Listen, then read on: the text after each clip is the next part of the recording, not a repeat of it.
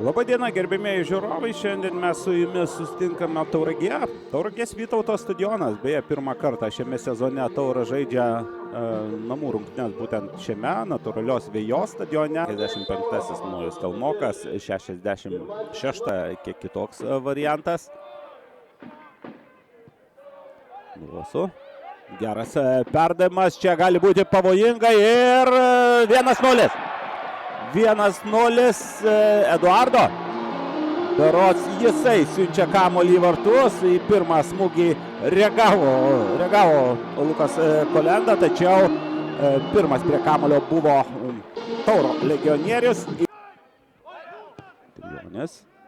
Gerai, dabar turi erdvės Justas Petravičius, jie gali ir pasinaudoti. Petravičius, smūgis ir 2-0. Justas Petravičius pademonstravo, ką gali šis vaikinas. Na, iš pradžių atrodė, kad galbūt geresnė situacija smūgiavimai kairė koja, bet toks nesiryžo dabar. Kita vertus, turbūt logiška buvo praradęs greitį Justas, o čia štai tokia situacija, kuri baigėsi dar vienu įvarčiu. Ir Eduardo, juvelyriškai išnaudoja Čibukės Nuoso perdavimą. Kaip ten susitvarkė su kamuoliu. Tam kartą fiksuojamas taisyklių pažeidimas prieš Harūną. Na ir reikia pagirti ir Harūną. Jis vis tiek štai randa komandos draugą ir rezultatas tampa 3-1.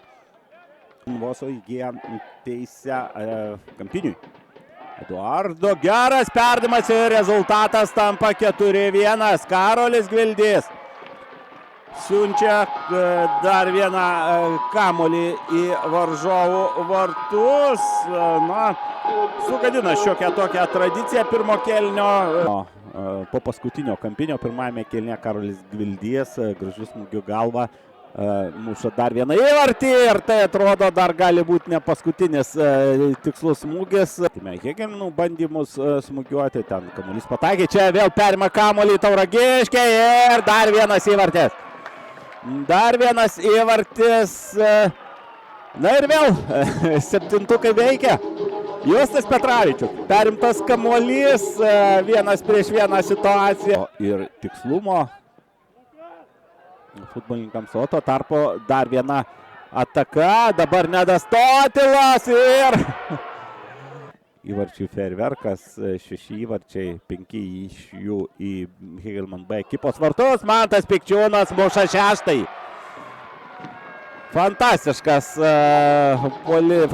diena šiandien Tauragės Tauro atakuojantiems žaidėjams. Vėl graži kombinacija, sienelė be jokių priekaištų ir Mantas Pikčiūnas. Rezultatą matote savo ekranuose, 6-1. Šiandien čia Tauragės Vytauto stadione įvyko tikra įvarčių fiesta.